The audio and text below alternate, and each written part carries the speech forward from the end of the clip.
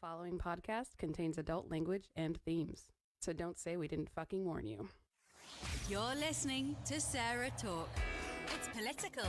You could run a fucking pet rock against Donald Trump, and I would vote for the pet rock. Yeah. That's where we're at right Yeah. Critical. One of the things that drives me nuts as an atheist is that my polling location is at a church. And I don't necessarily have a problem. I'm not going to like burst into flames walking into a church. After being on this show and having heard your viewpoints on some things, my advice to you is don't test this. I won't burst into flames. And positively LGBT positive. In many states, you can still be evicted from housing simply for being gay or transgender. Stand and fight with us. Oh, and occasionally completely absurd. Oh, they're shutting us down. They're deplatforming us. I do a pretty good Alex Jones voice. Return the Frogs gay! Okay, you're sleeping in a child's room tonight because there's no way you're sleeping next to me. That is disgusting. I'm going to have nightmares. And now, from Orlando, Florida, your host, Sarah Austin. Heyo. Heyo. Hey, everybody. Welcome to Sarah Talk. I am Sarah Austin. In the studio with my lovely wife, Becca. Hello. It is episode 133. This is October 6th, 2018. Becca has decorated the studio for fall. It looks great. There's a dancing monkey in here if I look distracted. So thank you for the decorations. You're welcome. I like it. Dollar Great. Tree, people. Classy. Yeah. Okay, so here's the plan for tonight. I realize that everyone is burnt out on Kavanaugh. I get it. I'm gonna talk a little bit about that, and then I'm gonna monologue a little bit, play some clips, hopefully poke some fun at the situation and bring light to some things. Monologue is Sarah's code for Becca's not allowed to talk tonight. No. You can no. I have plenty of There's plenty of opportunity for you to jump in. And we'll take some calls. How's that sound? Thursday was our wedding anniversary. 7 years. 7 years. Yeah. Okay. Yeah. Happy anniversary. Oh, thanks. Happy anniversary. You You realize it's Saturday. So, speaking of Saturdays, next weekend, Orlando Pride. Yay, I'm so excited. We will be there. We are not setting up the booth this year. I've had a couple of people ask if we were going to do that again. It was $600, right? Yeah. Something like that. And I don't think we got out of it No. nearly what we got out of doing Polk Pride, Yeah. which is interesting because it's a smaller event. Yeah. I think there's just too much going on at the Orlando event. That it's just, we got a lot of traffic, but like a lot of people walked by. right, but it didn't stop. We didn't really see that project. Like after Polk Pride, you could see the number spike in the downloads and people looking and Right.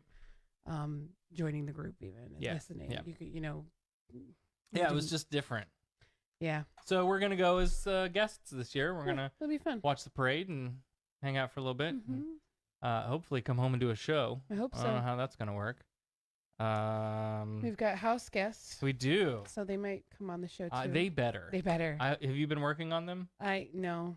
Oh, you're letting me down. I'm sorry. Listen, okay, so our son's school had book fair this past Yes, week. and you've been very busy. Because I'm one of those PTO ass kissers, I was at the school all week working on the book fair, helping set up the book fair. It was really nice. I made paper mache acorns to turn into fairy houses because the theme was like magical enchanted forest.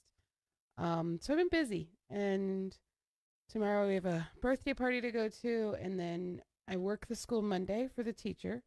Right, you're just And momming. then I'm taking a vacation from school events. I'm going to do my regular Monday, and that's going to be it because this house is a disaster, and we have company coming in on Saturday. Right.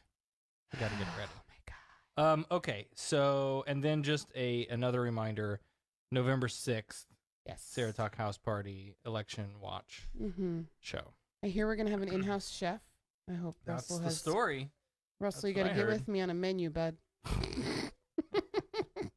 Or we listen, order pizza. He cooks for my mom and her friends. So Yeah, if he's well. gonna come up here, I'm gonna insist that he cooks for me and my friends. Right. Thank you all for the Yeah, anniversary thank wishes you. in the chat. Appreciate that. It's great. Dan, monologue equals rant. Yes. Yeah, pretty much. Pretty much. Yeah. How many pages you got tonight? 7. Oh, okay. It's not too bad. Think. How many minutes of audio are you gonna play? Well, yeah, that's the kicker, isn't it? Uh-huh. All right, so let's get right into it then. So we have to address the Kavanaugh in the room. The Kavanaugh. The Kavanaugh. So as briefly as I can do this, let's get caught up on the things that have happened since we last did the show. A whole lot of shit. Okay. The FBI was given a week to investigate. On Thursday, senators and a handful of staffers were allowed into a private room to review the one and only copy of the FBI's information, but couldn't take their phones or make any notes. So stupid. And then on Friday, the Senate held a cloture vote, which is basically the procedural thing that ends the hearing process before they go on to a full vote. And then earlier today, the Senate cast their votes. But before we get through that, here are some of the things that we hadn't really touched on yet or that had happened since the last show, right? So we know that the FBI spoke with 9 people. The administration refused to name them, but some of those people or their lawyers have come forward. 2 people we know they did not talk to are Dr. Christine Blasey Ford and Brett Kavanaugh himself. Right. Why would you need to talk to them? The Senate committee did a good enough job of interviewing them, I think. NPR confirmed the identities of 6 people who were investigated. Kavanaugh's high school friends, PJ Smith, Mark Judge, Tim Gaudette, and Chris Garrett. Oh. Ford's friend Leland Kaiser and Deborah Ramirez, the second Kavanaugh accuser. The third accuser, Julie Swetnick, was not contacted by the FBI, and there were several others who claimed to have information affirming this drunken party boy image. Yeah. And they tried to contact the FBI, and the FBI was like, new phone, who dis? Right. It's such bullshit. It's such bullshit. Right. Now, they do, I mean, they get to make up their own mind of who they're going to talk to, you know, like, but still, a little odd. Yeah. Okay. More than 1,700 law professors signed a letter opposing Kavanaugh's confirmation on the basis of his angry, tearful, partisan display on the afternoon after Ford testified before the committee.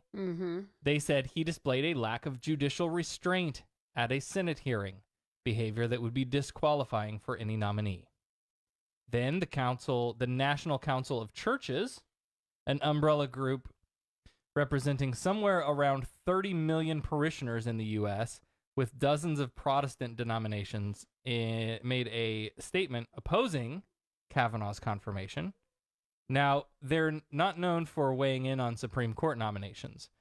They were silent when Republicans blocked Merrick Garland's nomination, silent when Trump nominated Neil Gorsuch even, but now they felt it was necessary to speak out. Quote, "We believe he has disqualified himself from this lifetime appointment and must step aside immediately." During his appearance before the Senate Judiciary Committee, Judge Kavanaugh exhibited extreme partisan bias and disrespect towards certain members of the committee and thereby demonstrated that he possesses neither the temperament nor the character essential for a member of the highest court in our nation. We are deeply disturbed by the multiple allegations of sexual assault and call for a full and unhindered investigation of these allegations. In addition, his testimony before the Judiciary Committee included several misstatements and some outright falsehoods. Devil's Triangle. It's a drinking game. You didn't know? A separate Mormon group, not part of this other group, claiming 6,000 members, but not speaking formally for the church, had also urged Congress to vote no on Kavanaugh. Even the Christians didn't want this guy. That's saying something. Right? Retired Supreme Court Justice John Paul Stevens said on Thursday that he did not support Kavanaugh's confirmation.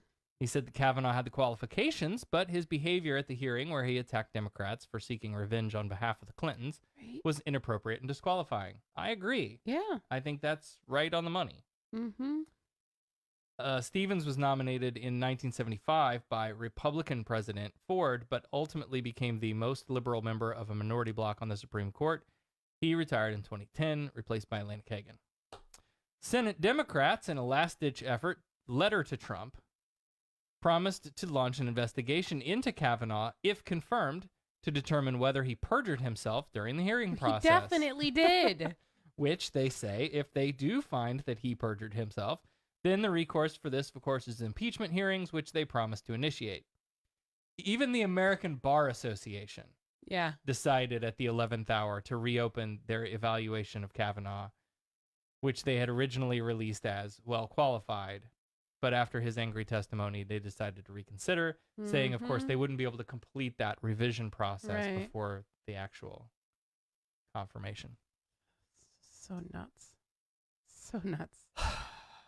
And despite all of that, fucker got in. The Senate voted in cloture to move forward to the full vote. The full vote was 50-48 in favor, almost strictly along party lines. Some key names from that vote: Joe Manchin, fuck that guy, Democratic senator. My ass. What did I call him? I called him a Republican in a blue shirt. There you go.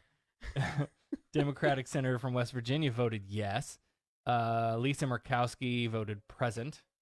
Because, her, whatever her co-senator was at his daughter's wedding or something. Yeah, right. Like, that's bullshit. Yeah. Susan Collins of Maine and Jeff Flake of Arizona. And Jeff Flake, who called for the FBI investigation in the first place, they both voted yes. And that makes me think that screw him too, because did he just call for this investigation to, so that he didn't have people come into his office to harass him? Right. Because he's over it and he's done and he's out the door. And okay, so now it looks good on paper. I called for the investigation. He knows damn well that this investigation was not an actual investigation. Right. Yeah, none of that was hidden. So the Senate voted earlier today to confirm Brett I Like Beer Kavanaugh to the Supreme Court. And that brings us to this week's edition of Men Behaving Badly. I want you to listen to me. I'm going to say this again.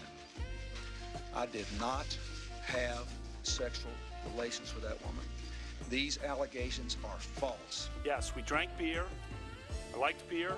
Still like beer. We drank beer. Hey, when you're a star, they let you do it. You can do anything. Whatever you want. Grab them by the pussy. I can do anything.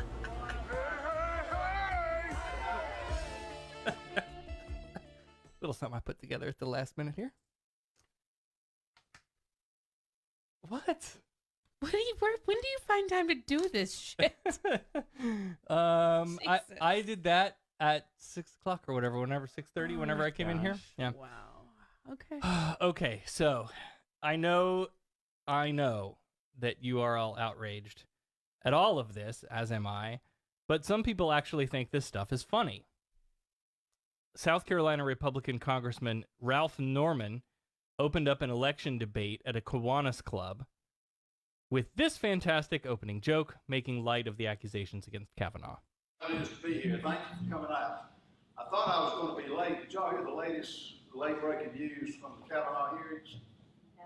Ruth Bader Ginsburg came out that she was groped by Abraham Lincoln. I thought I was going to have to get back to that.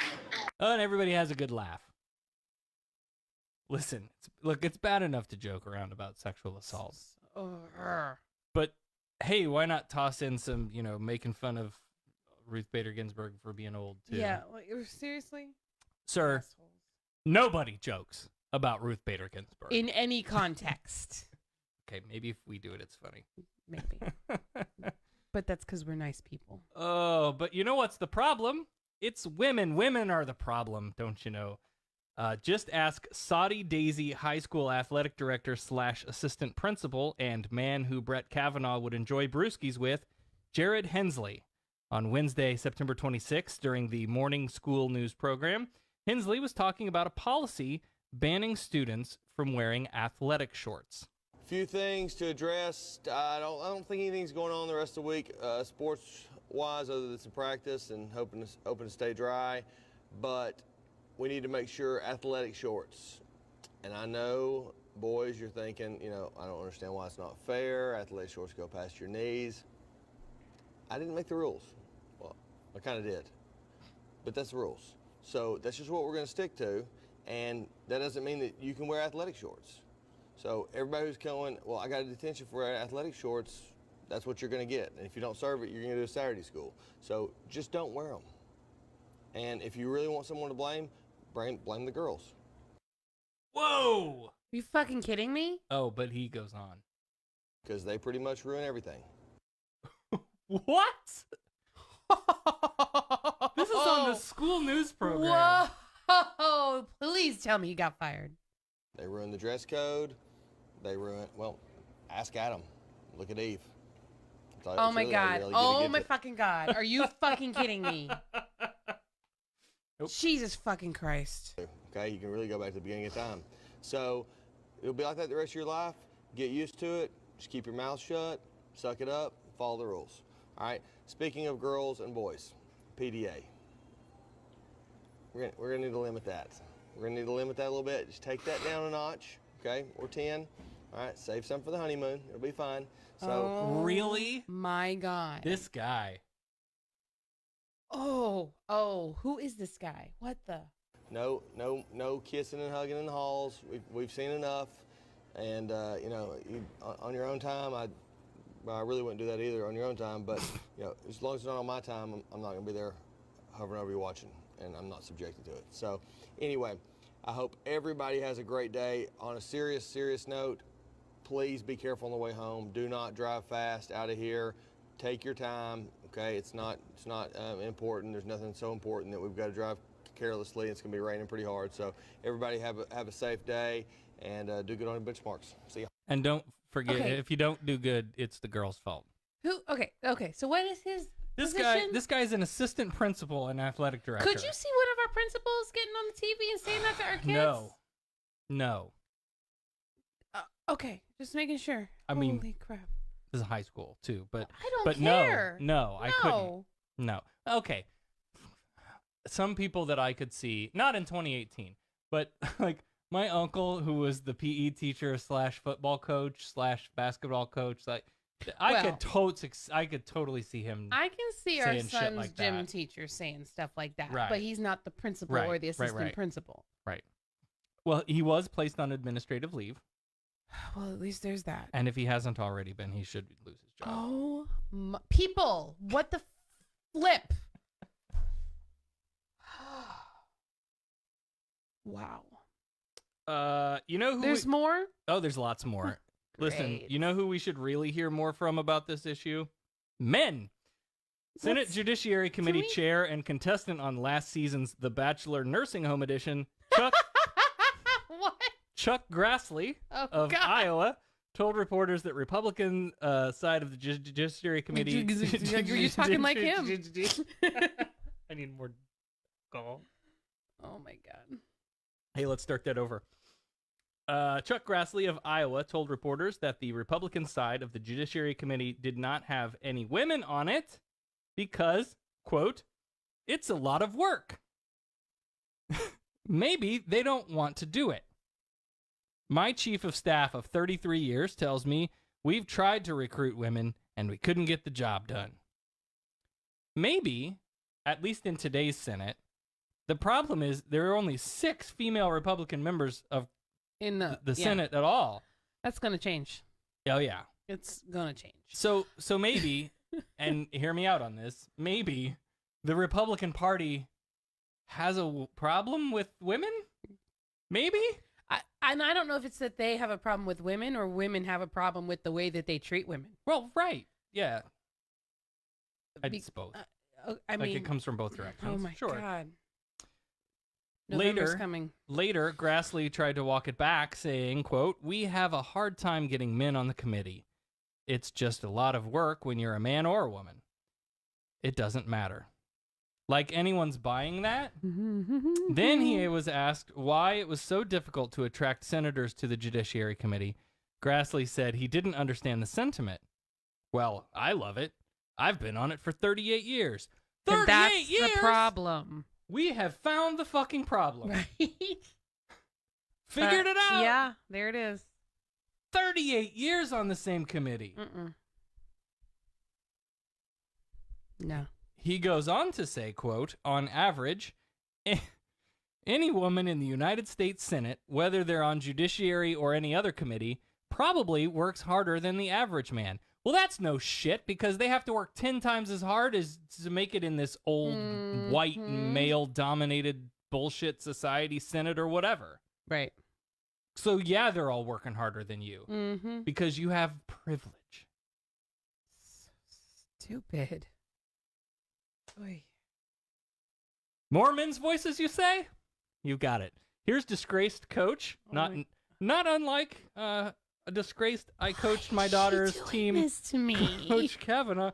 Why are you turning my mic off? Rude. You're interrupting me. Listen, no, I don't care. Here's disgraced coach, not unlike disgraced I coached my daughter's team, Kavanaugh himself, Dave Daubenmire, on the Hagman Report, weighing in on the Kavanaugh controversy.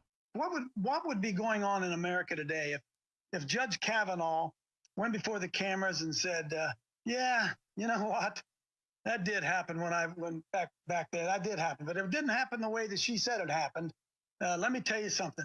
She was in there taking on about any boy that wanted to come in there. What? We're just imagining wild scenarios now. And I said, last week, had he come out and said, yeah, I was a stupid kid. I did a lot of I stupid did some kids. stupid it might have shit. happened. I don't Right. remember. I had a drinking problem. I don't Yes. anymore. I still like beer, but I don't like it as much. And it seems to me like this woman is telling the truth, and something very traumatic happened to her. I hope like hell it wasn't me, and that I don't remember Right. it. But if it was, my God, am I sorry? Right. That would have built so much credibility. Right. But this is, And his poor wife permanently has this look Oh, on yeah. her face now. yep. Like I can't. But this guy is going out No. way no. out into the left field. No, that's ridiculous. But that's what they do. Blame the woman. And if I remember this right, I wasn't the only guy in there. There were a bunch of them, and I'm not proud of it, but I'm telling you, she was giving it out like candy.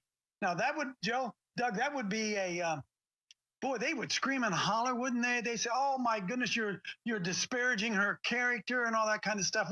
There is such a double standard that's going on in America, and it's happened because, truthfully, most men in particular, we're scared of women. So let's start with the beginning of that. Maybe it's because men are spending all of their time trying to fuck anything that moves, and women aren't.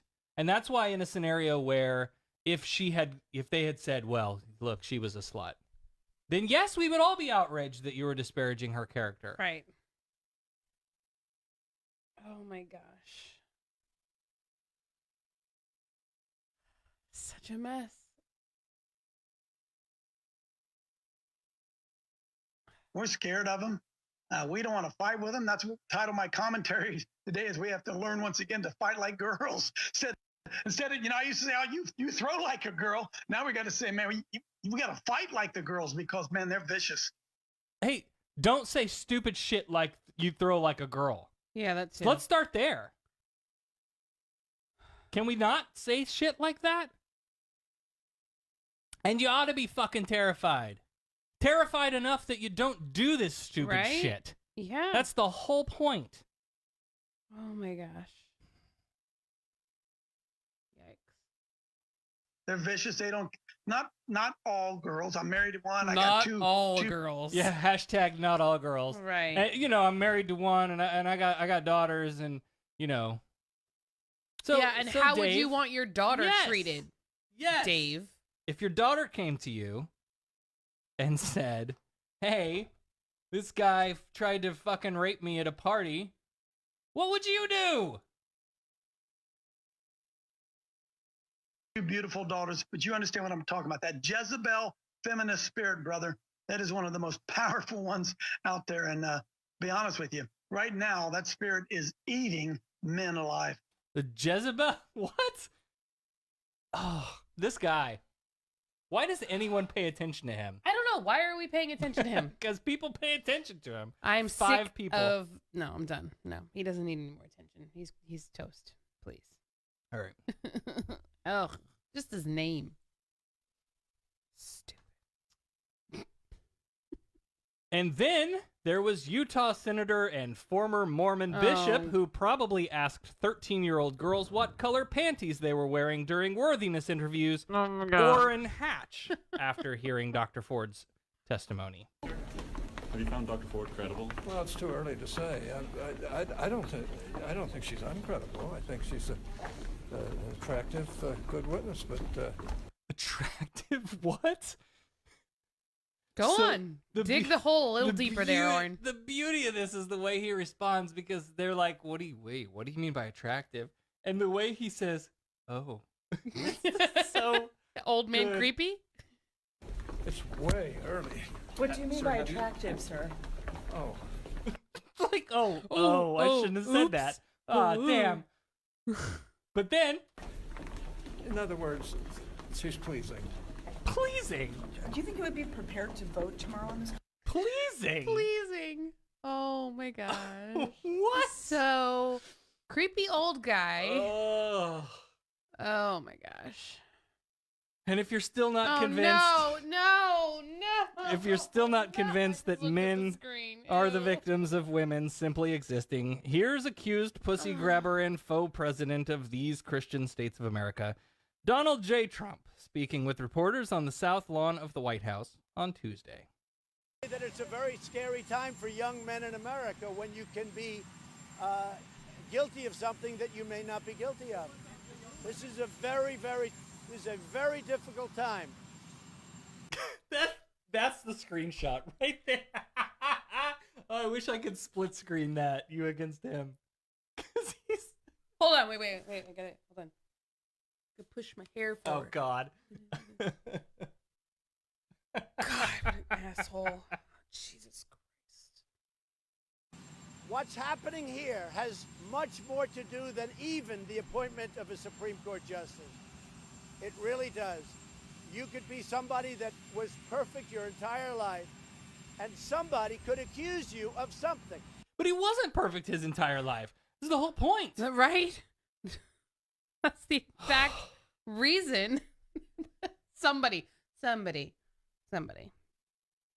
How many people came forward to say there were 4 accusations of sexual misconduct? Mm-hmm.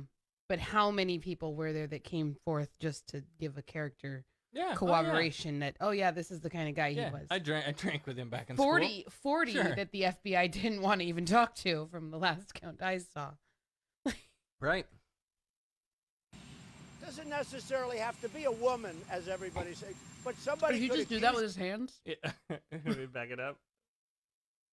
Oh, it won't back up. you of something, and you're automatically guilty. But in this realm, you are truly guilty until proven innocent. That's one of the very, very bad things that's taking place right now. Okay, now this is something that you're going to see come back in a moment.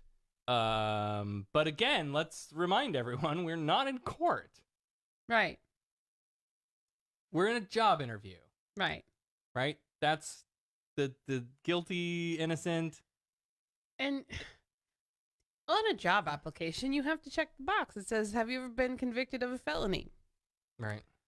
And so I don't think of it any differently than that. He just hadn't been convicted. Okay, but again. So she came forward to say, well, there's some stuff you should know. She's not, to my knowledge, trying to pursue any kind of case against him. No. She just wanted to, she felt it was her duty to bring him forward. And because she came forward, then everybody else that had an experience with him said, oh, shit, maybe I should say something too. Right. But again, to your point of like, oh, I have to tick the box. Right. If the box is, have you ever, sexually assaulted someone, and you have to check that box, whether you were criminally prosecuted or not. If that, this kind of goes back to what I was trying to get across last week, which was, at what point does a guy get forgiven and be allowed to move on with his life, right? Not this guy, obviously, because he didn't give any. There was no reparation. Right. There was no attempt to fix what had been damaged. And so, look, if I knew I was on the short list of somebody nominating me to be for anything, I would say, hey, can you maybe hold off that announcement for, I don't know, a week or two? I got some people I should talk to first. Right? And then you go to these people and say, listen, I know that I fucked up when we were younger and I did some stupid shit and I'm really sorry about it. And I'm sorry that I didn't come to you sooner, but, I figured you didn't want to talk to me. And I just want you to know that, I want to make peace with it. And if you never want to see me again, fine. If you, or whatever. But, just know that I'm really sorry and I fucked up. Right. Had that conversation happened at any point prior to the announcement of Kavanaugh, would that have been enough to? It may have been to clean the slate. It to may allow have him been to move because forward. that one of the biggest things she struggled with was, I know if I come out with this, it's gonna ruin her, ruin my life. I'm gonna have all this attention. She knew it was gonna happen. Right. So maybe, I don't know. I mean, as far as to your point about rehabilitation, though. Yes. I think you've got to look at the bigger picture of it's not like he's going and applying for a job at the McDonald's or at, Sure. like right. if you have something on your record that's tarnished your record, it's going to affect what type of work you can get. If you're a pedophile, you're never going to get hired at a daycare. Right. Sure. Like, so you have to look at that. He's if he's got this stuff on his record, what is it, the overall? And to me, to be honest, I think his partisanship is more concerning for the type of job Agreed. he's trying to get Yep. than the fact that he might have sexually assaulted a few women in college and high school. Right. As bad as that is. As bad as it is. For the job. Yep. Right. It's about So. Well, I don't know why you're talking because we were listening to the men talk. Because I don't like the men talking. And so here's Trump again, speaking later that same night to a crowd in South Haven, Mississippi. For 10 years, I don't know him, I never met him, but I've been hearing there's this guy named Brett Kavanaugh, who I've never heard of him. I don't know this guy. No, haven't heard his name. Whatever. Something about Brett Kavanaugh, my old buddy.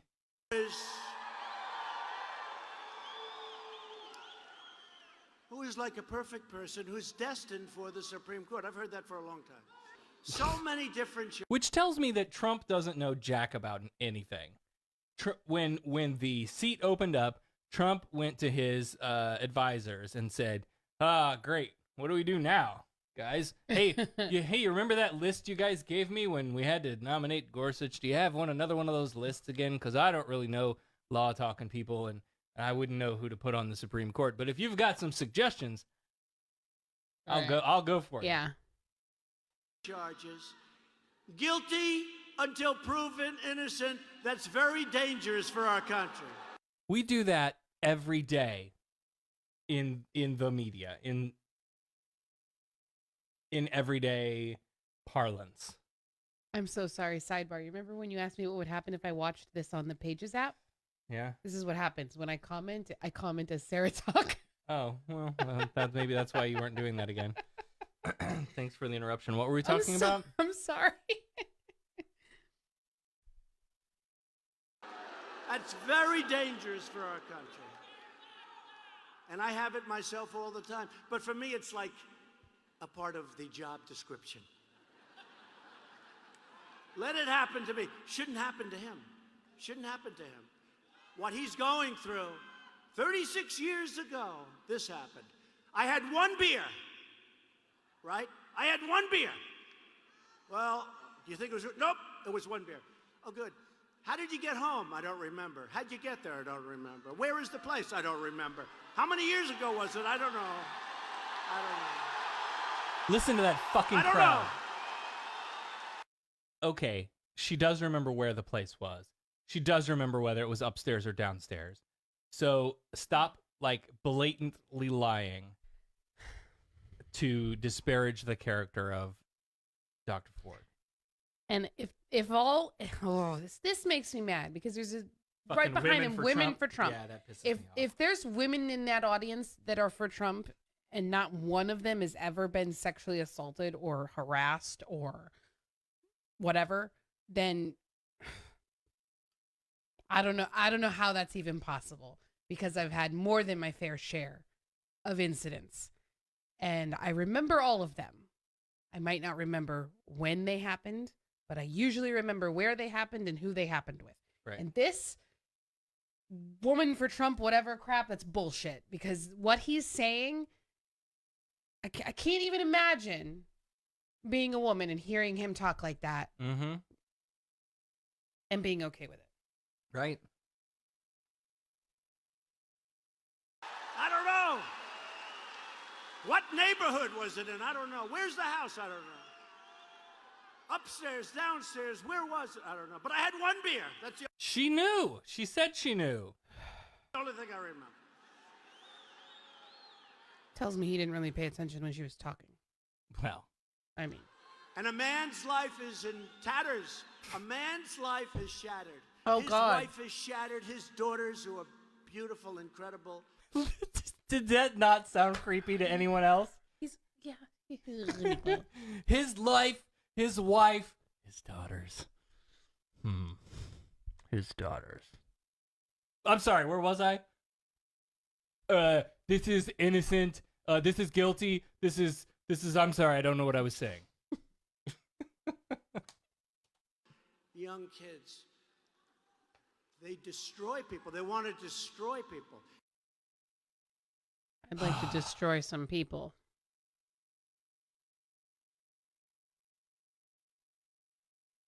Now, this nation has a disgusting history of patriarchal privilege, which we have used to keep women from working, from voting, from controlling their own reproductive health care.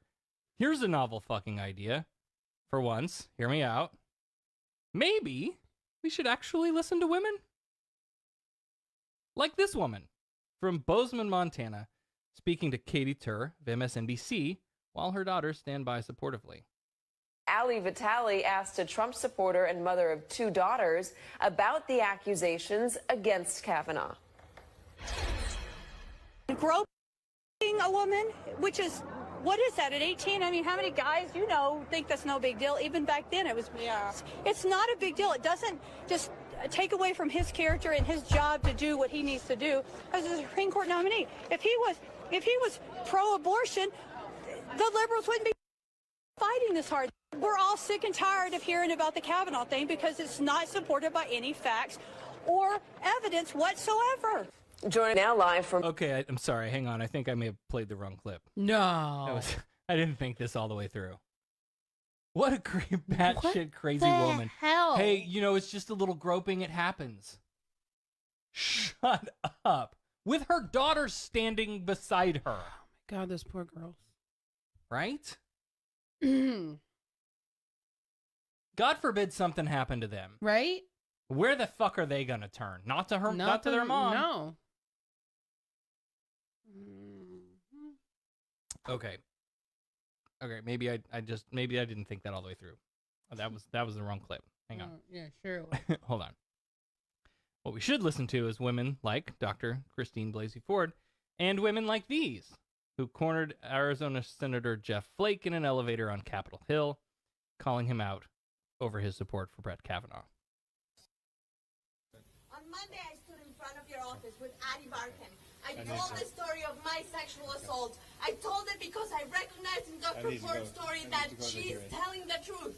What you are doing is allowing someone who actually violated a woman to sit in the Supreme Court. This is not tolerable.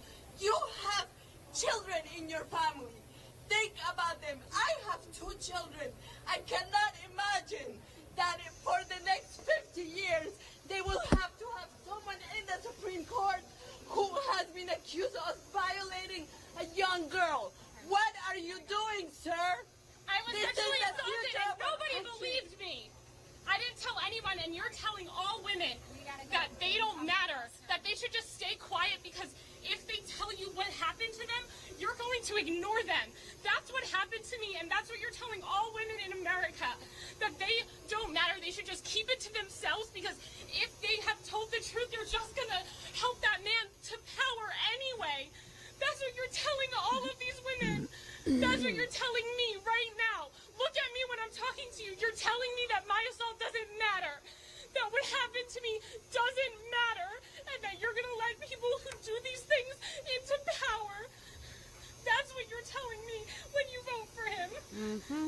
Don't look away from me. Look at me and tell me that it doesn't matter what happened to me, that you'll let people like that go into the highest court of the land and tell everyone what they can do to their bodies. Senator Flake, do you think that Brett Kavanaugh is telling the truth? Thank you. Do you think that he's able to hold the pain of this country and repair it? That is the work of justice. The way that justice works is you recognize harm, you take responsibility. Now those women. Holy shit. Listen. Can we just watch Matt Damon being Brett Kavanaugh? No. That Please. was pretty great, though. We're almost done. So much better than this shit. Now, Flake mentioned during a joint 60 Minutes interview with Democratic Senator Chris Coons that this elevator holdup, along with other internal concerns, is what led Flake's literal phone booth meeting with Coons, ultimately leading to the call for the FBI investigation. Flake admitted on 60 Minutes that had he been running for re-election, there's no way he could have put himself in that position. So, first of all, he looked real uncomfortable in that elevator. Oh, yeah, he did. And I think anyone would be when cornered like that. Yeah. And had he given a genuine, hey, thank you for sharing your heart with me. Right. I will take this into consideration. I'm very sorry for what happened to you. Then they would have let the elevator door close and he could have gone on his way. Which is what he was trying to do. He kept saying, I gotta go. Oh, I gotta go. Yeah. Okay, I gotta go. So then, and let's not give this guy all the credit yet. Because while it's true that he had nothing to lose by being the one to call for the investigation, I think it's possible that the party itself may have tapped him for that role. As he said himself, no Republican running for re-election could have afforded to not simply keep up the Kavanaugh or bust plan, right? So maybe it was Grassley or party leaders who decided, listen, guys, we're going to get slaughtered here. Yeah. If we just pass this guy and not even pretend like somebody cares, this is going to be bad for us. Hey, I know. Jeff's got nothing to lose. Hey, take one for the Jeff, team, buddy. You're our guy. Right? I don't know. No, it wouldn't surprise me. It wouldn't surprise me. But whatever the motivators, whatever the backroom plan, an FBI investigation was the right move, in my opinion. And while we may never be able to fully corroborate or refute the allegations of Dr. Ford and others, as I've said before, the partisan attacks during the response, the unable to keep his cool during that hearing, that's enough for me to have disqualified him from what is supposed to be a nonpartisan, unbiased, cooler heads prevail kind of job. And it's very obvious, I think, that he was lying under oath. Oh, yeah. So it'll be interesting to see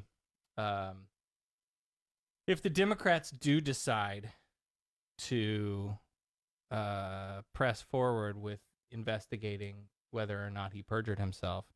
I think that'll be in 224-40-SARAH, 224-407-2724. If you want to jump in and chat with us about this or what the hell, any other topic, call now. I was going to say the other question there that has been coming up a lot is, would him perjuring himself necessarily be grounds for impeachment since he didn't do it while he was on the bench? I don't know. Well, okay, so it's very complicated. Like law stuff. Where are law degree people? Right. They're on opening arguments. Oh, darn. Okay, so I've read a few articles, and I know I've heard surely one episode at least of this, but I want to say the bar for removing judges is basically, like, it just mentions good behavior. As long as a justice shows good behavior, then they get this lifetime appointment to the Supreme Court. Yeah, it's very non-specific. Whereas the Constitution states in Article 2, Section 4, the president, vice president, and all civil officers of the U.S. shall be removed from office on impeachment for conviction of treason, bribery, or other high crimes and misdemeanors. And of course, high crimes and misdemeanors is interpretable. Because federal judges are considered civil officers, they are subject to this rule. Article 3 mentions good behavior of judges without defining it. According to the Congress.org website produced by the CQ Roll Call Group, this is taken to mean that the reasons for impeachment of a federal judge aren't limited to criminal acts. Okay, so Section 2, Article 2, Section 4 says, here are the criminal reasons why these people can be removed from office. Right. And then also specifically in Article 3 for judges, but also for them specifically, it doesn't have to be criminal. They can just, be naughty. And then what's your definition of naughty? Right. Well, that's the question. What does good behavior mean? Let's go ask Santa Claus. And does it have to happen, again, does it have to happen while you're performing the role of the justice, or because then at what point do your skeletons in your closet become null and void? Okay, here's what we're gonna do. We're gonna take a break because I think we've all had enough of this. Yeah, I think Dan said he's looking for the fast forward button. Okay, it's coming. So here's what we're gonna do. We're gonna take a break. Still taking your calls, 224-40-SARAH, 224-407-2724. You don't have to talk about the Kavanaugh thing. Coming up, we're going to talk about gender reveals. And I would love for somebody to call in and talk to us about gender reveals, because I'm sure as fuck opinionated about it. Who could guess the gender of our scarecrow? Okay. I don't know if it has one. It's a non-binary scarecrow. Yeah. Yeah. I'm down with that. All right. We'll be back right after this. You're listening to SarahTalk.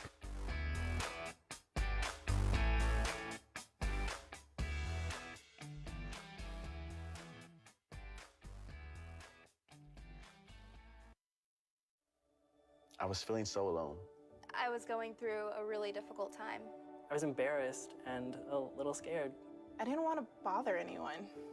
I didn't think they'd understand. I thought it would just make things worse. It was tough at first, but I did it. It ended up taking a huge weight off my shoulders. I feel a lot better. I'm glad I asked for help. I asked for help. I asked for help. I asked my aunt. I asked my dad. I asked my teacher. I asked my mom. I asked the Trevor Project. Now, I feel like I can get through this. I know that I am brave. You can do this. You can do this. Ask for help. Ask for help. Ask for help. Ask for help.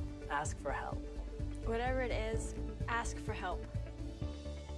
If you're thinking about suicide or need support, call the Trevor Lifeline at 1-866-488-7386.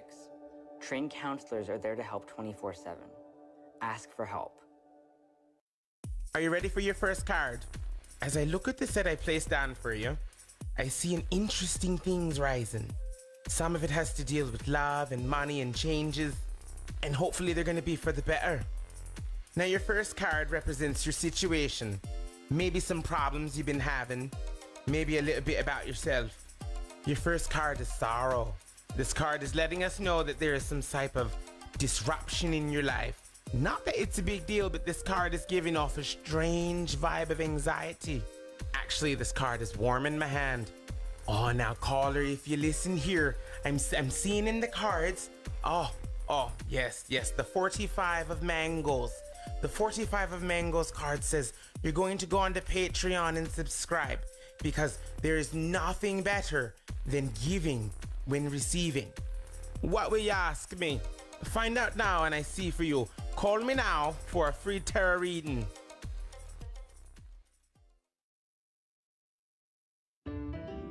Hello, my friends. This is Sister Mary Atheist of the Church of Religious Avoidance down here in Bumblefuck, Alabama. Now, my friends, my people, my brothers and sisters, do you feel lost? Do you feel that swelling urge to be a part of something better? Well, let the word of SarahTalk help you. If you've never known the word SarahTalk, learn it, live it, love it. Can I get an amen? No? Good, 'cause we don't do that shit around here. My friends, we must all remember that the good word of SarahTalk doesn't happen for free. So get yourself over to patreon.com/SarahTalk and help us spread the word. Plant that seed and help it grow into secular, peer-reviewed empirical evidence for the good of all. In the name of the Sarah, the Becca, and the science-based podcast, amen, hallelujah, and holy shit.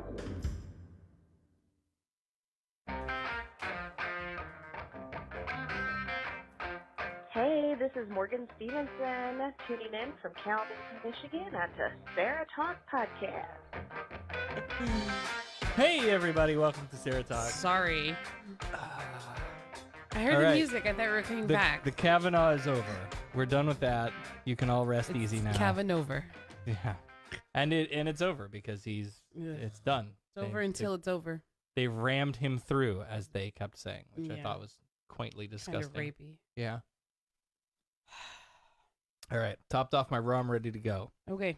One thing I really, really hate. What do you hate? Gender reveals. Why? Because I think they're stupid. Why? Shut up.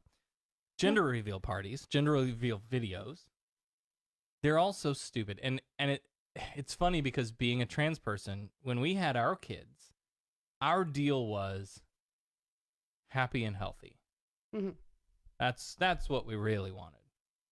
Right? Yeah. I don't know. I mean, I feel like yes, happy and healthy. Yeah, but in the society that we live in, you're so ingrained to have that, like, I want one of each. And or no, well, not even that, but you just, once you find out what parts it has, then it's a big deal. There's an expectation in your mind that you might not even realize it's there. It's just there. Right. Yeah. So sure, subconscious programming right. thing. Yeah. So nobody ever asks though. It's always a boy or a girl. It's always the binary. Right. Right. Nobody ever thinks about, and this drives me nuts because then I see people posting shit on social media or whatever about, look here, watch our video, and is it a boy or a girl? And it's all this big buildup, and I'm like, right. What if it's neither? Are you excited for sexual organs of your baby? Is that what you're like? Oh, I can't wait to see if it's got a penis or not. I just don't get it. I think it's stupid. And then because it's part of, this is why, it is baked into the social conditioning that fosters that whole, well, once we know, okay, now we have to paint the whole fucking house blue and buy football stuff, and you know what I mean? Like, well, yeah. And I don't know. There are plenty of families who have been told they're having a boy or they're having a girl, and then you get into the delivery room and oops, the doctor made a mistake. So yeah, I don't know. I'm not sure that it doesn't really annoy me.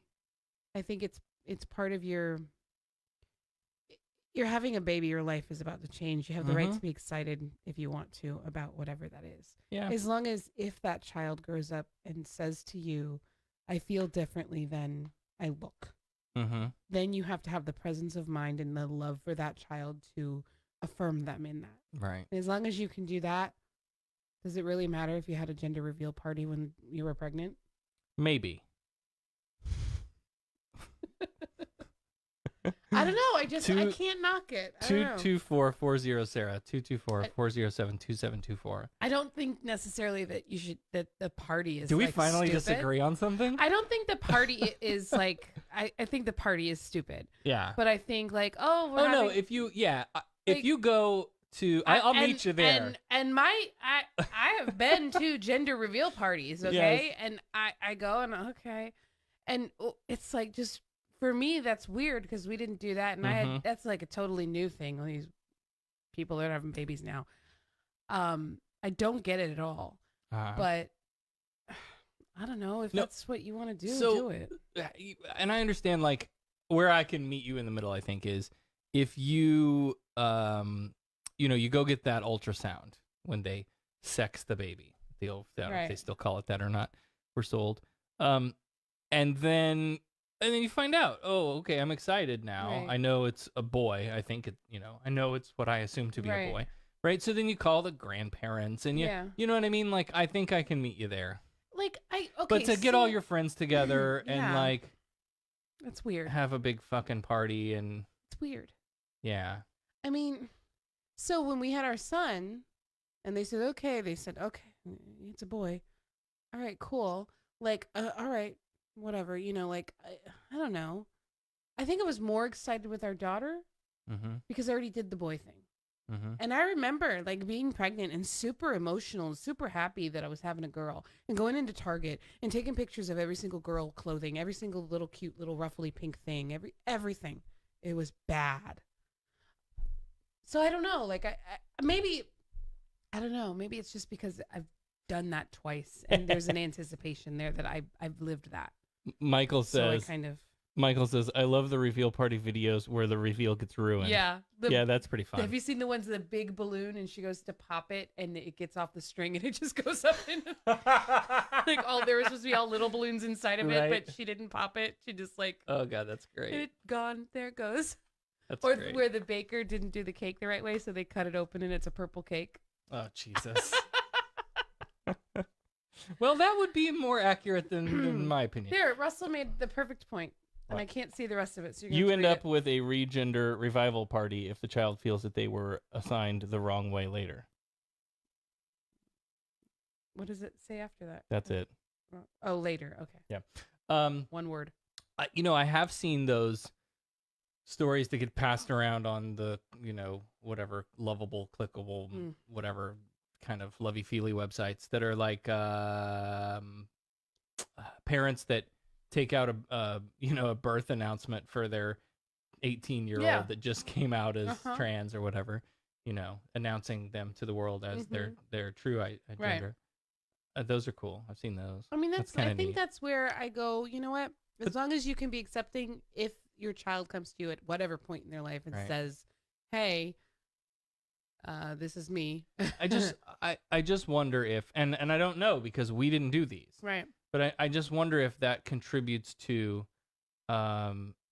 potentially contributes to that investment that you have in when it comes time and your kid says, hey, no, I'm actually not. And you're thinking back on all those memories. No? I don't think so. Okay. I don't think so because, I mean, I remember being like with our son super, super excited and doing all the little boy things and looking at all the little boy stuff.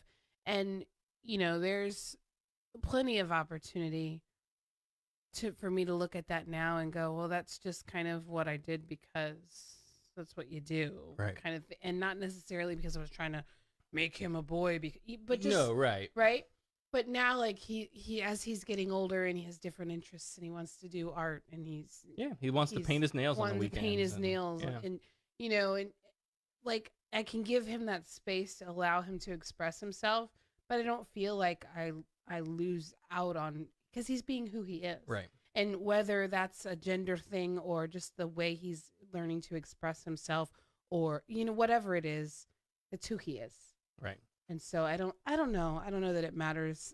For some people, it might. For these people, it did. One story of a gender reveal gone horribly wrong is making the news.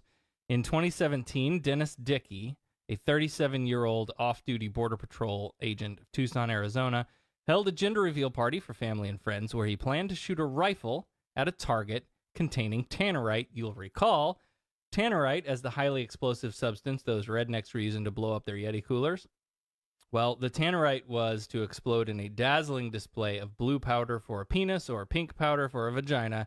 Instead, the explosion started a fire that spread and resulted in what was known as the Sawmill Fire, burning nearly 47,000 acres owned by the state and various federal agencies, including the Coronado National Forest. Firefighters from at least 20 agencies fought the fire for about a week. Last Friday, that's why this is back in the news, that was 2017. Last Friday, Dickey pled guilty to a misdemeanor violation of U.S. Forest Service regulations for igniting the Sawmill Fire, agreeing to a sentence of 5 years probation, and will also record a public service announcement with the Forest Service about the cause of the fire. He's also ordered to pay restitution of over $8 million, starting with an initial $100,000 payment and monthly payments thereafter, according to the Department of Justice. Is the gender reveal really worth it, guys? God, where was this? Arizona. And his name is Dickey. Yeah. Dickey. Well, no one. Come on, really? This is exactly something that would happen in Polk County. Well, that's true. Classy people do it upright with a cake or a balloon. Only hill folk use explosives. Holy shit. We can't have nice things. Really, guys? Come on. Seriously. Really? Oh. All right. The next story comes from the great garbage state of Texas. Last year, Wind Fern High School senior India Landry was expelled from school for refusing to stand for the school's Pledge of Allegiance. Ooh. Landry's mother launched a legal battle against the school because her daughter's free speech rights were violated. According to Texas garbage law, students must recite our special poem unless they have a parent or guardian's permission to opt out. Really? Yep. 25 other states, 25, have similar statutes. Doesn't that go directly against... Okay. The freedom of speech? Yeah. Yes, you would think it did. Shouldn't the freedom of speech rule out this? It's because isn't that like federal and state? Okay, go on. Now, Texas Attorney General Ken Paxton is intervening on the school's behalf, arguing that, quote, school children cannot unilaterally refuse to participate in the pledge, end quote. Though Landry claims she had sat through the pledge before and wasn't punished, Paxton says, quote, requiring the pledge to be recited at the start of every school day has the laudable result of fostering respect for our flag and a patriotic love of our country. No, it does not. No. Now, again, you know how I feel about this, but let me reiterate it, if for nothing more than I'll have a sound clip of it to use later. We have a flag. Other countries do too. We have a song. Other countries do too. We have a pledge. Other countries do too. Ours are no more or less special than theirs. But maybe look at it from this angle. If your argument is that you want to foster respect for the flag and patriotism and all that garbage, right? Is compelling students to participate the best way? Or is that just authoritarianism? Yeah, pretty sure it's... I would argue the better way to get people to love their country is to create a country they would love to live in. Right. Yeah. And for a lot of people, in a lot of ways, we do not have that in the authoritarian Christian states of America. And it looks like it's getting worse. Yeah. Now, you had an exemption as a child to sit out through those things. I did. We're talking generational gaps here too, because I'm old. And I mean, when I was a kid, we all just did it. Nobody would have thought. Well, we had a little, beginning of the year, you go into orientation, you meet your teacher, you give him a little brochure that explains, I'm a Jehovah's Witness, and these are the things that I believe, and these are the things I don't celebrate. This is why I don't salute the flag. This is why I don't sing the national anthem. That's why I don't say the pledge. This is why I can't, participate in birthdays or Christmas or Thanksgiving celebrations in the classroom. Right. And so all the teachers got that. And if they read it or not, I don't know. All But I they knew. knew. All I knew is now you have this little blue pamphlet and I don't have and to I do don't have to explain it to you because I can just say it's in there and it's my religious belief. And and I don't have protected, to know what it means. But No, but listen. I know. Wait a minute. I was in elementary school. I was homeschooled beyond that. Right. So I wasn't really and I was like 8 when this all started. So there was only like a 3 or 4 year gap where it was an issue with the teachers. But my parents did a great job of communicating to the teacher, so I didn't have to. But it was just like that was it. And I never had an issue with it.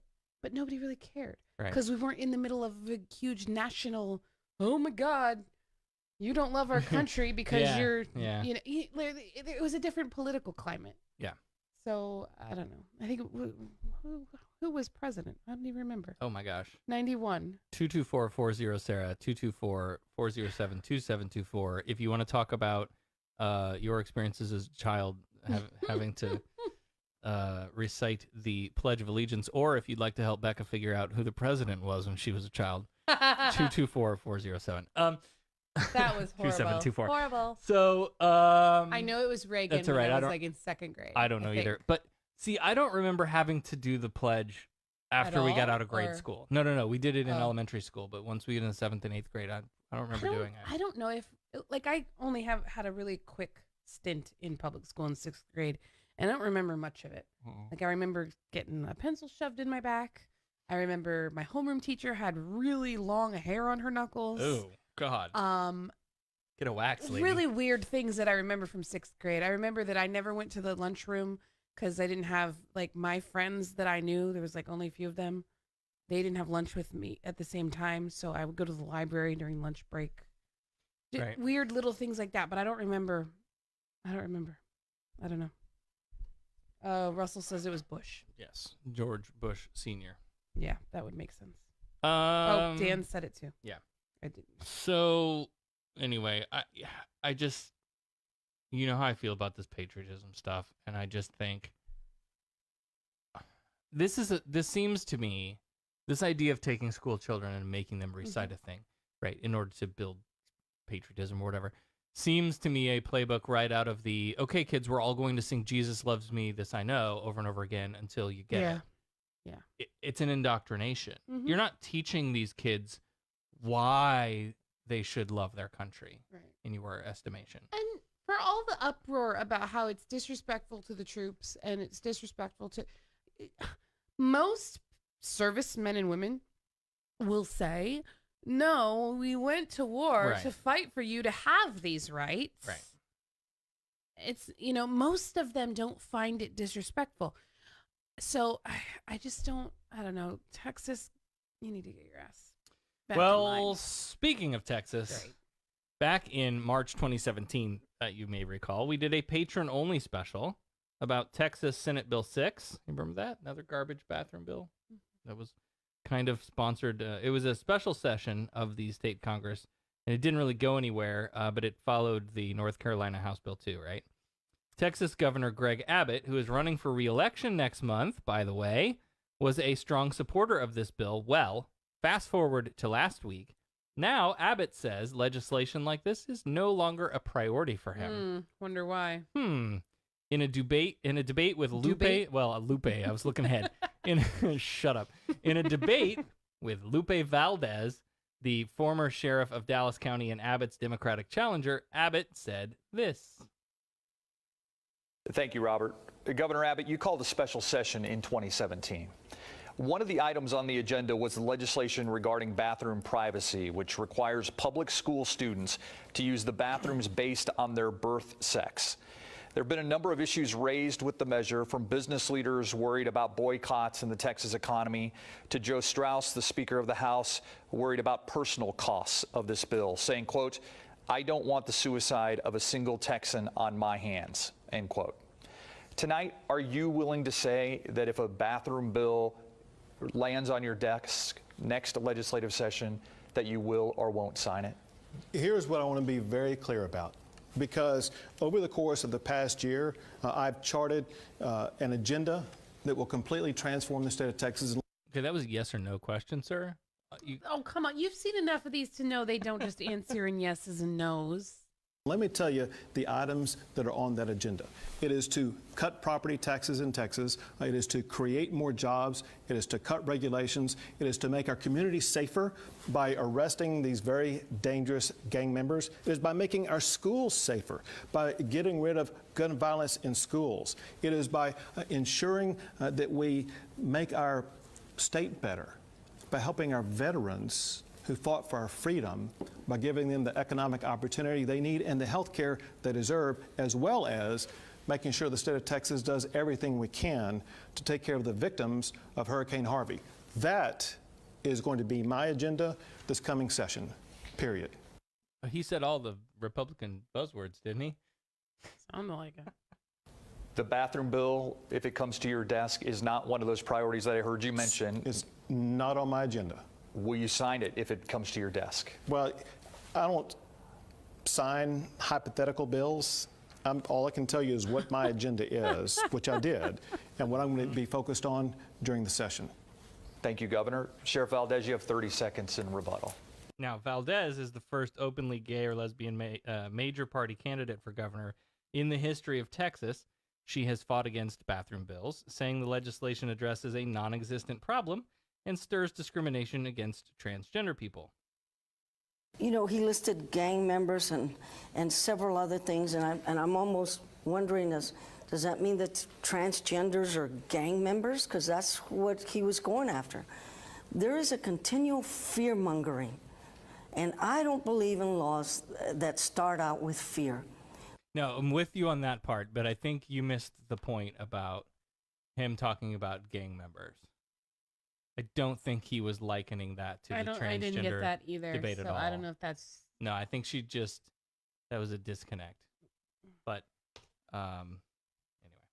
We need to stop the fear-mongering in our laws and get down to what really matters to all Texans, to have an equality life, to have an equal and fair and opportunity in this state, instead of just dealing with people that you don't agree with. Thank you, Sheriff. Governor Abbott, you have 30 seconds. One thing I know from talking to Texans all the way from Amarillo down to Brownsville, from Texarkana out to El Paso. Okay, great. You can list off your geography. Thank you, sir.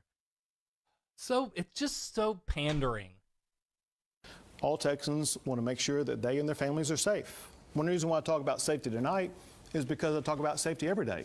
That's the reason why law enforcement officials across the state of Texas have endorsed me, because the law enforcement officials know I am the governor who will work with law enforcement to keep Texans safe. Okay, I got to answer that one. I'll give you 15 seconds. We have a lot of questions we want to get to still. You know, now remember, I don't know where I was going with that. You forgot. No, I didn't remember. Anyway. They did endorse him. When I took over the sheriff's department, I made a lot of changes. I took on the good old boys, and I made a lot of changes. And not everybody was happy. And yes, they have a habit of endorsing the incumbent. But the governor holds the purse, and he holds it with a vengeance. I personally know about that. So why wouldn't they endorse him? I was looking for don't forget, she's a former sheriff. Anyway. I want to pause for a minute. No, what? Because you had a problem with his pandering. Yeah. You didn't seem to have a problem with Beto's pandering when you were drooling about how dreamy he is. I was probably distracted. I'm sorry, what were we talking about? Mm-hmm. Go on.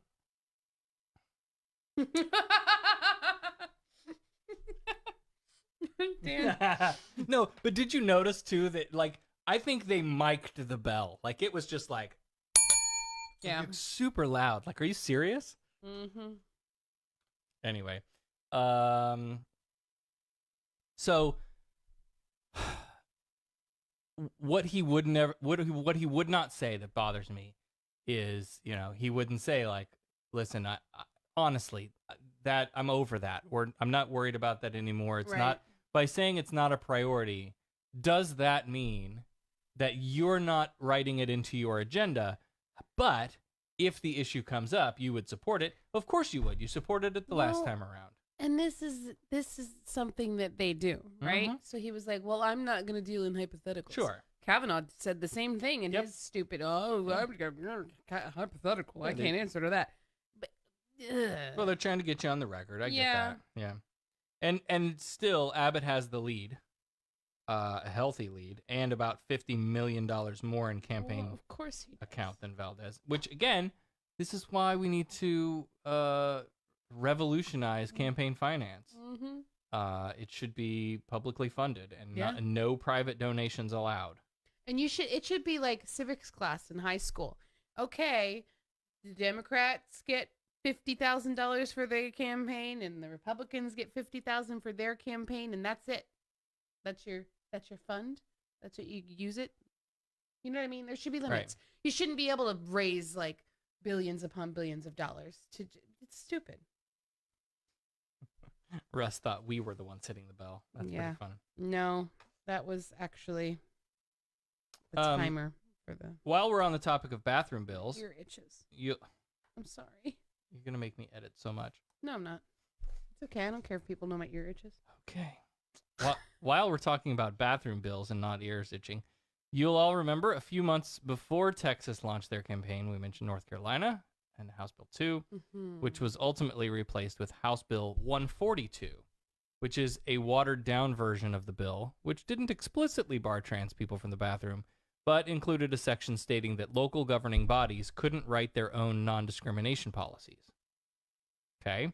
Now, a federal court has said that House Bill 142, as written, does not bar transgender people from using public restrooms and other facilities matching their gender identity. U.S. District Judge Thomas Schroeder also said that he would allow a challenge to the law's ban on local LGBT non-discrimination policies to go forward. So this is where, like they tried to do in Houston with the HERO. You know, if Raleigh, North Carolina, wants to, I don't know how you say it. Oh my God. I don't know how the locals say it. If Raleigh, North Carolina wants to it's probably Raleigh. pass a city ordinance that expands the rights of non-discrimination to gay, lesbian, trans people, then the current bill as written says, hey, you can't do that, right? Which seems to me to go against the Republican playbook, which is less broader control, more local control, right? And I don't understand. But unless it's creepy trans people, and then it's okay. Then forget it. Write all the laws. Yeah. So, I think you will probably see a challenge to that law, to the ban on non-discrimination policies at the local level. I think we'll see that. Now that you have a judge saying, like, look, nope, it does not say trans people can't use restrooms, so go about your business. And also this other part, you can challenge that if you want. That would be interesting to see. Yeah. See that play out.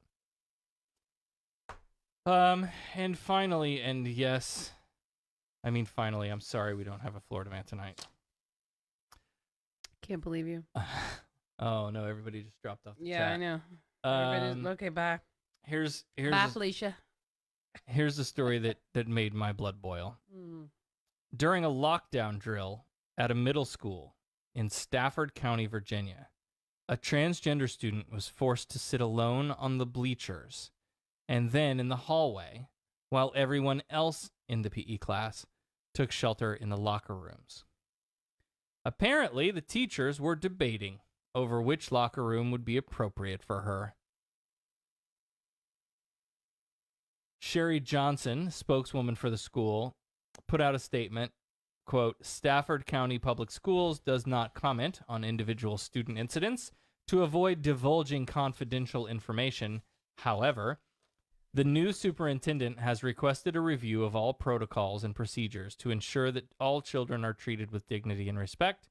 We take such matters very seriously, and they will be addressed. The welfare of all students is of the utmost importance for SCPS, end quote. But when questioned about allowing the girl into the girls' locker room because she identifies as a girl, she deflected, reiterating that policies, practices, and safety procedures are under review. Here's the thing. Aren't they supposed to treat these active shooter lockdown drills as if it's real? Mm-hmm. And if it were real, who the fuck cares who goes in where? Okay, kids, there's an active shooter in the school. All the boys, can I have your attention? Boys, I need you all to go to your locker. Shut the fuck up. I would have heads. And I was at our son's school 2 weeks ago, and they did a lockdown drill, and I was there for it. And even though it was like 40 parents, we were there to do a volunteer ice cream party for all the kids that met rewards. Yep. And we were all in the cafeteria, and they knew when it was coming. They told us we're going to do this drill. And even though we were there to set up ice cream for all of the kids, we still had to participate in the drill. And they're strict. Like, we had to get up on the stage, behind the curtain, turn all the lights, and okay. So 3 of us had our toddlers with us. And we had to sit in the dark, not make a sound for like 15 minutes. Yep. But I just think, how can you, like, you're supposed to be, this is real. This is what we do. If this is real, how could any teacher, any adult, paraeducator, substitute, anybody who's in charge of a child, they're in your care, any teacher that would make that decision that, oh, you have to go out there because you're different. Right. Fuck that shit. Just sit on the bleachers, honey, till we figure out what to do with you. Fuck that. They all need to be fired. Again, this is, and I don't know, maybe I'll look up some information about the school district in between episodes, but as we talked with Chris when we talked about the trans athlete stuff, right? Most schools, I think, my assumption was, most schools don't have a plan in place, right? And then a trans kid pops up and they go, oh, shit, now what do we do? Right. And it's very reactive, right? I just don't understand. Who fucking cares? They're going into a locker room. Yeah, sure. They're not going into the locker room to change. They're supposed to be sitting there quietly with the lights out. Right. So who cares who's got what? Right. Why are they segregating them? Right. Take shelter is the whole fucking point. Oh my God, I'm so okay. I'm so angry. You better have good news after this. I'm sorry. I don't. The good news is, are you fucking kidding me? Listen. Hey, the stories fall the way the stories fall. Now listen. Because I just don't know how school districts are, right? I can only make assumptions based on our school district, right, with our kids and what we're experiencing with them, and the one I grew up in. Yeah. Really, I mean, that's the only experience that I've got to draw from. So I reached out to an old friend that I went to school with since kindergarten, who's now a principal. And I said, hey, every time I see stories like this, I think of you, because I never know. I just don't know what's going on out there. Like, and my hope would be that schools have thought ahead and are being proactive about these things. And I just don't know that they are. And I think this is a pretty good example of, I'd like to know more about this situation, right? Yeah. Where does the girl get to use the restroom currently? What is their current agreement? Is there something written in the policies? Nurse's office. Probably, but we don't know that. I don't know. Is there something written in the policy somewhere that I can look out and see? I need more information. I want to know more because I want to try to, not that it matters to anything, but for my own interest. Are we talking about a couple of stupid gym teachers who just don't know what the fuck to do? Or are we talking about a systemic problem in this school district where they haven't dealt with this? Teachers haven't been through, some sort of training to help them understand what being transgender is and how to deal with it. And Jill? I see where you're going, but I cannot get on that train because it still boils down to the fact that they are charged to protect these children. No, no, you're right. And I don't care if you don't know what to do because the child has different genitals on the outside than they feel like they should have on the inside, and they've made it public. I don't care about that because what happens next is that trans child is in a real situation where there's a school shooter, and then that child, God forbid something happens, gets killed, and then is misidentified, misgendered. Yep. And no, you protect the children. I don't care. Like, teachers deal with a lot of shit, and they know who their kids are that are the troublemakers. And even though those kids are troublemakers, you know that they're going to take their job seriously in a lockdown drill or otherwise and protect those children. So why was a trans child made to sit on the bleachers? Yeah. There's no excuse for that. Yep.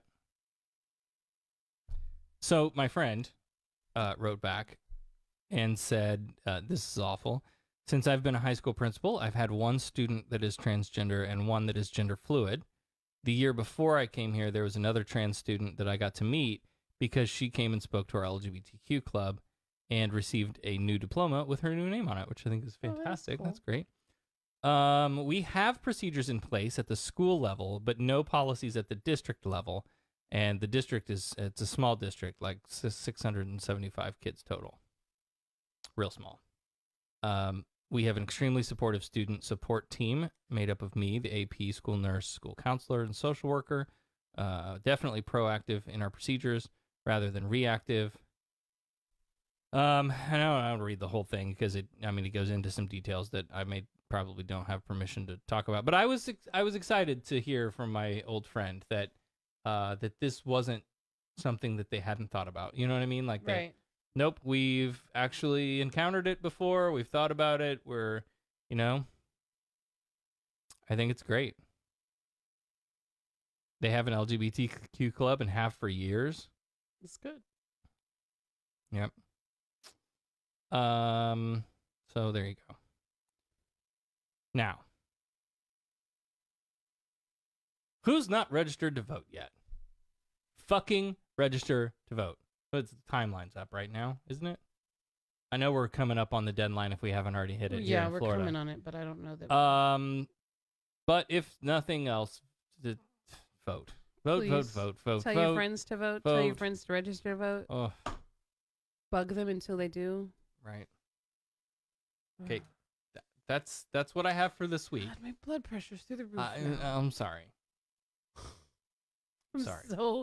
I'm gonna cry, people. I'm about to cry. I'm trying to hold it together. So I had Florida man stories, but one of them I didn't feel was appropriate to use as a Florida man. Sometimes we get them and I'm like, don't know that I can laugh at that. That's anyway.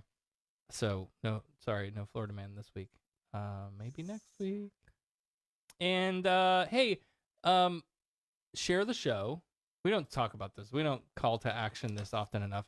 But we would love for you, if you enjoy the show, share out the episode when it posts. I am going to, I might start leaving the video up, like after it's released, right? So tonight I'll mark it hidden, take it down. Hide it, and then release it to patrons, release it to the public, and then turn the video back on. I might do that. And then let it stay live for a few weeks before I archive it.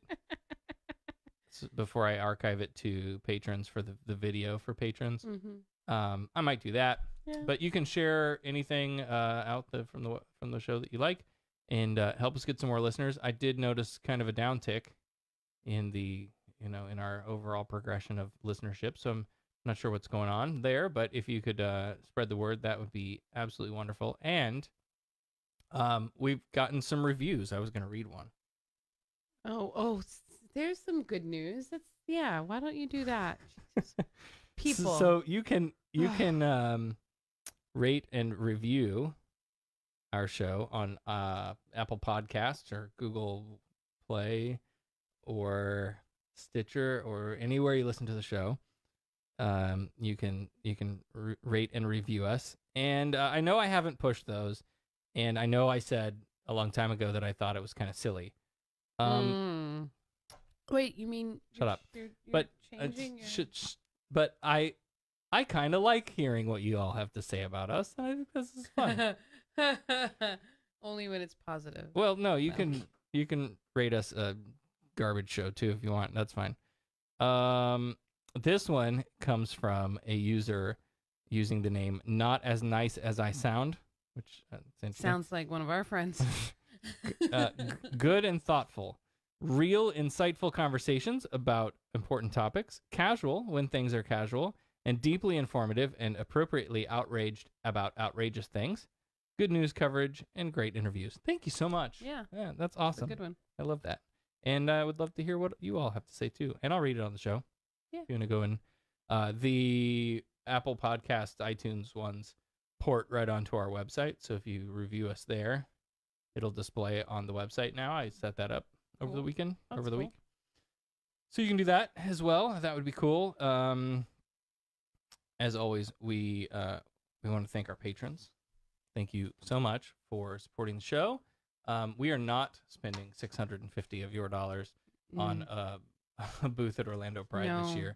We are not, because that was just too much. It's way too much. But I'm thankful that we had that we have that support out there that helps us go out and do those things. I think we should probably we can do check-in videos while we're there. Oh yeah, that'd be fun. FaceTime live.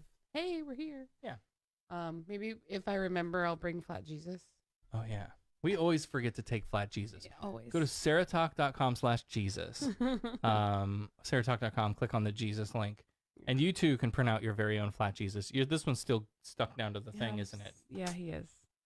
You have to unstuck him so I can pick him up and play with him and show people. Well, maybe I'll put him next to the Scarecrow for next week. Okay. Print out a Flat Jesus, take pictures of Jesus and all sorts of interesting. You guys in the chat. Dan wants to know where the levity is or where it was. Oh, you missed it. Fake news. It was there. You missed it. That's it. Let's put this thing to death. It has been that kind of week. Put it to death? Wow. Such harsh words. It's been that kind of week. Just saying. Yeah, I agree. I'm tired. I'm tired. It's hot in here. I guess, yeah, let's go. My clips aren't playing. Jeez. Sorry, I'm stalling for time. Wow. All right. She broke the show. Again, thank you all for listening, joining us on the Facebook Live. Thank you to our patrons, patreon.com/SarahTalk. And we'll see you next week. You've been listening to Sarah Talk. Sarah Talk is made possible by listener support. Visit patreon.com/SarahTalk to become a patron and help keep this program going. Contact Sarah and Company by email at producer@sarahtalk.com or call 224-40-SARAH. That's 224-407-2724. And follow us on social media, facebook.com/SarahTalkRadio and on Twitter @SarahTalkRadio. The opinions and information provided on this show are intended for entertainment purposes only. All opinions are solely that of the hosts and their guests. We make no representations as to accuracy, completeness, timeliness, or validity of any information and will not be liable for any errors or damages. Sarah Talk is a production of Sarah Austin Media.